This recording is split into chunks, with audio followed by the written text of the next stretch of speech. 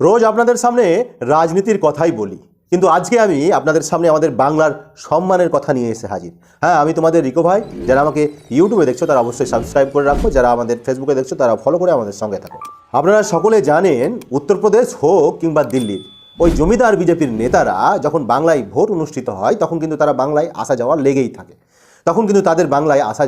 থাকে। হ্যাঁ, তারা লাগাতার বাংলায় আসতে থাকে। দেশের প্রধানমন্ত্রী বলো কিংবা দেশের স্বরাষ্ট্রমন্ত্রী অথবা বিজেপির কোনো বড় মাপের কেন্দ্রীয় নেতা কিংবা বিভিন্ন বিজেপি শাসিত রাজ্যের মুখ্যমন্ত্রীগণ বাংলায় তারা আসে যায়। কিন্তু বাঙালিদের ঐতিহ্য, বাংলার মনীষী, বাংলার মহামানব, বাঙালিদের মহি ঋষিদের সম্বন্ধে কতটুকু তারা জ্ঞান রাখে সেই জিনিসটা কিন্তু আপনারা সবাই অবগত হয়ে গেছেন।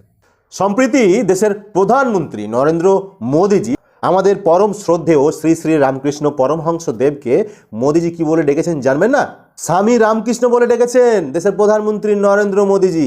ভাবেন একবার, আমরা ছোটবেলা থেকে একটা কথা জানি, ঠাকুর মা আর স্বামীজি।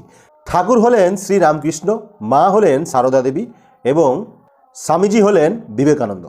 যে মানুষটা রামকৃষ্ণ মিশন বা বাংলার আধ্যাত্মিক সম্পর্ক সম্বন্ধে বিন্দু মাত্র জ্ঞান রাখে না, জানে না, সে কোনোদিন ঠাকুরকে স্বামীজি বলতে পারে না, সে কোনোদিন ঠাকুরকে স্বামীজি বলবে না।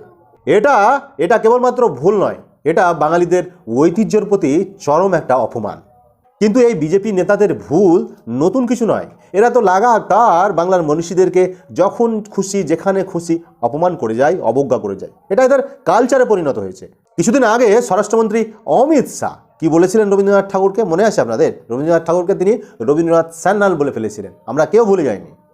এদিকে বিশ্বগুরু নরেন্দ্র মোদীজি বঙ্কিমচন্দ্র চট্টোপাধ্যায়কে বঙ্কিম দা বলে সম্বোধন করতেও কিন্তু ছাড়েননি।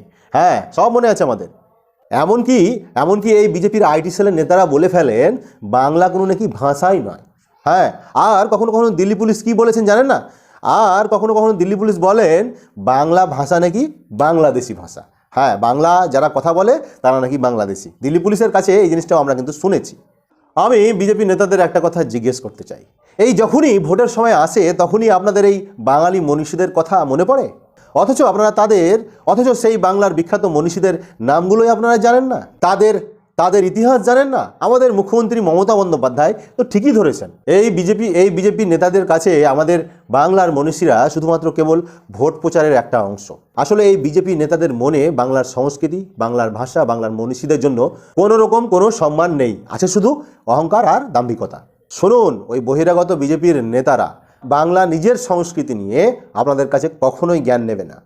যারা আমাদের মনীষীদের চিনে না, যারা আমাদের ঠাকুর চিনে না, যারা আমাদের কবিগুরুকে চিনে না, তাদেরকে এই বাংলার মানুষ আর যাই করুক এদেরকে কাছে টেনে কোনো সময় নেবে না।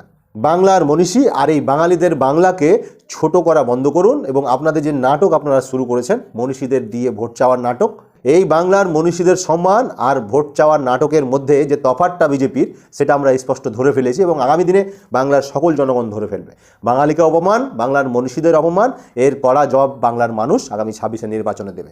ভালো থাকবেন সকলে, জয় বাংলা।